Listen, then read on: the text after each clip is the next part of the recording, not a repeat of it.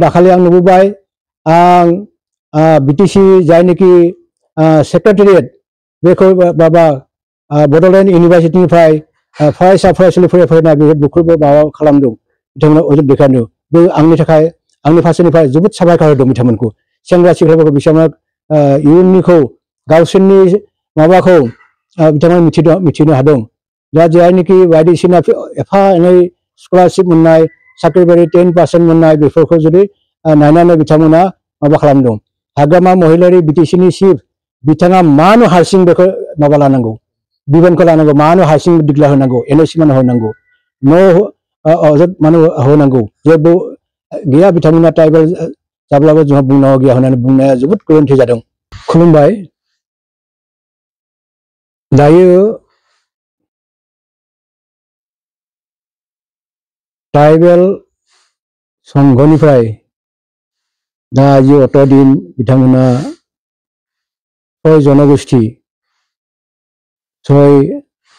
जनगोष्ठी मरान नटक आहम कुसा आदिबासी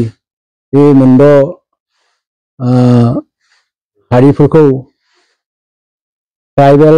खालामनो थाखाय जाय मोनसे खैसारि सारदों बे जोबोद दुखुनांथाव खौरां जोंहा दायो गासै फिसा फिसा हारि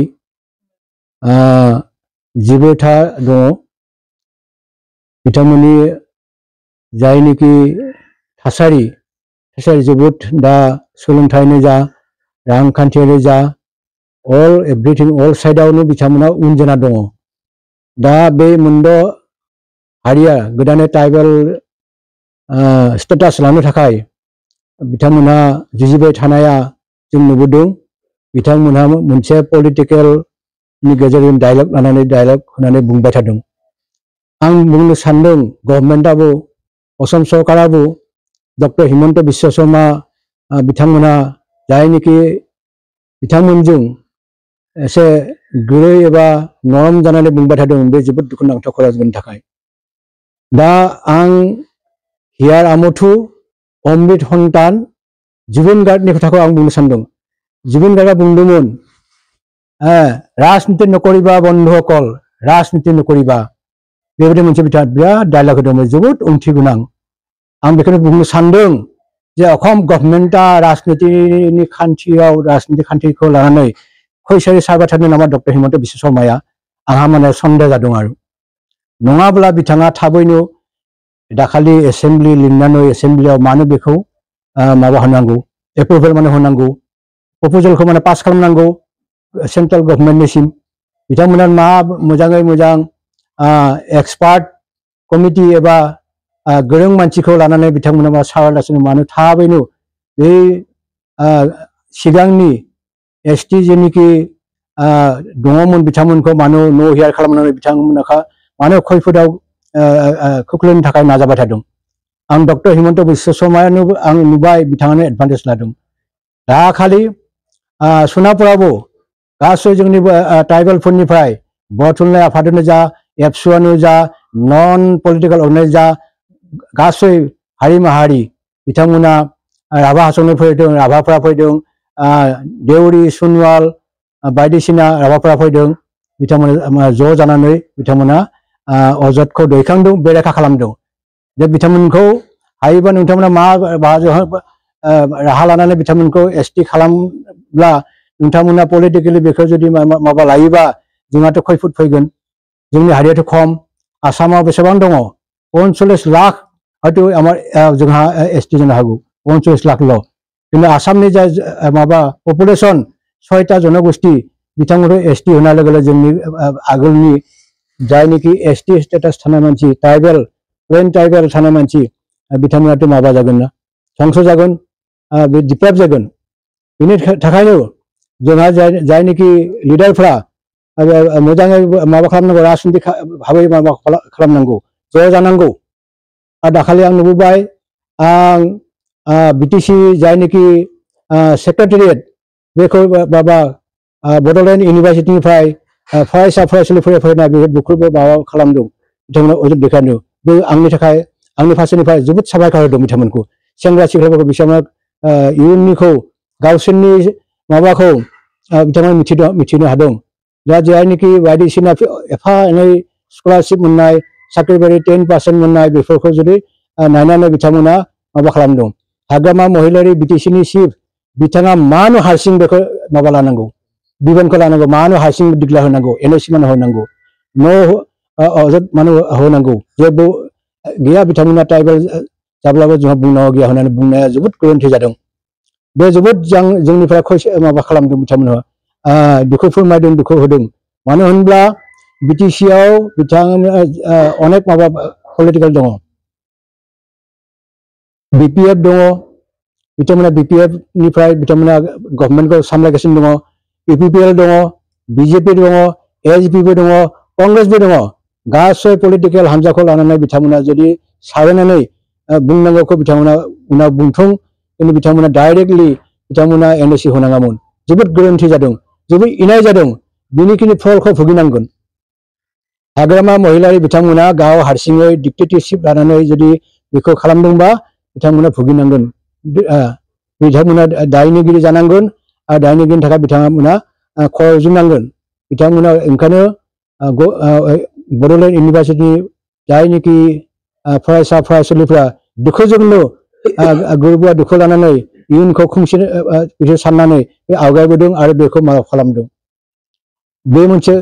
जाथाय जादों जाथाया किन्तु ओरैनो जायाखै बेनि थाखाय फरायसा फरायसुलिफोरनि दायनिगिरि नङा दायनिगिरिया जाबाय जायनोखि रुलिंआव दङ बिटिसिआव जाय सामलायगासिनो दङ बिपिएफ हान्जानि हाग्रामा महिलारि बिथांनि दायनिगिरि जागोन ओजोंहाय मा बिथांमोनखौ जोंनि सिगांनि एसटिनिफ्राय गले गले दिल्लीयाव थांदों आसामाव थांदों सावरायदों बिथांमोना थगायबाय थादों डक्टर हिमन्त बिश्व शर्मा बिथांमोना मानो थगायनांगौ बे आहमफ्रा मा आहमफ्रा दाबो एसटिआव दङ नामा आहमफ्राथ' बे बिसोरो अनेक माबा एडभान्टेज बिथांमोना बहुत एडभान्स बिथांमोना रां रुपानि बे साउन्ड जादों मानि साउन्ड जादों नाथाय बिथांमोना मा एसटि दङ नामा दाबो बिथांमोना गाननाय जोमनाय एसटि नङा बिथांमोना जानाय लोंनायाथ' एसटि नङा बिथांमोना एसटिनिफ्राय बहुत बोसोर सिगाङानो बिथांमोना एसटि केटेगरियाव दानजादों राजबंशिफ्रा आं सनखौ मायथाइखौ गोसोआव गैया दा हयथ' बे समाव आबसुनि मुभमेन्ट सोलिबाय थादोंमोन हयथ' 90नि सिगां बा 90नि माबा आं गोसोआव गैया बे समाव 6 मासनि थाखाय ओबिसि मोन बिथांमोना कोच राजबंशिफ्रा बिथांमोनखौ एसटि स्टेटास होदोंमोन बिथांमोना एसटि स्टेटास होनाय लोगो लोगो जोंनि बे समाव बर'फ्रा बा 14टा जनगोष्ठीफ्रा गावबागाव फिसा फिसा जनगोष्ठीफ्रा गावबागाव माबायाव बिजि थानायाव आरो बर'फ्रा एबसुनि मुभमेन्टआव बिजि थानायाव बिथांमोना मा बे खाबुखौ लानानै गासैबो बिथांमोननि जायनि कोटा जायनि बे समाव 10% कोटा साख्रिनो जा बायदिसिना स्कलारशिपनो जा डाक्टर इन्जिनियार फोरोंगिरि प्रफेसार गासै साख्रिफोरा बेसेना लादोंमोन बिनि थाखाय जोंहा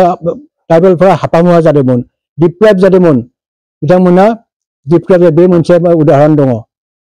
दा बिनिफ्रायथ' दा बहुत माबा जाबायना बे समाव मोनसेल' साबकास्टमोन बे समाव कोच राजबंशिया मोनसेखौ होनायावनो जोंनि जायनोखि सिगां ट्राइबेलफ्रा डिप्राइभ जादोंमोन दा दिनैथ' 6टा फैबाय नालाय 6टा दा 6टानि थाखाय एसटि होनो थाखाय दाखालि स्टेट गभर्नमेन्टआ मा जादों रिजुलेसन लादों बे माबा फरवार्ड खालामदों पार्लियामेन्टआव जुदि बे जिनिसा मा अबस्था जागोन बिथांमोना बेखौ माबा खालामबा एप्रुभ होयोबा गनायथि होयोबा जोंनि थाखाय सेन्ट्रेल गभर्नमेन्टआ बेखौ मोजाङै नायनांगौ आरो बिथांमोनखौ मोजाङै बिजिरनांगौ आरो बे 6 जनगोष्ठीनि माबाफोर नायनांगौ बिथांमोना केटेगरियाव एसटि केटेगरियाव गोलैना गोलैया बिथांमोना एसटि केटेगरियाव गोलैया बिथांमोना बेखौ नायनांगौ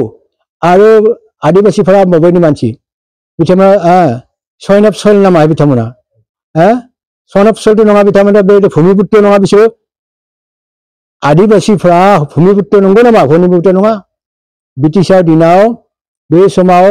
1800 मायथाइयावनो बिथांमोनखौ बेनिफ्राय आसामाव साहा बागानाव लेबार हिसाबै लाना फैदोंमोन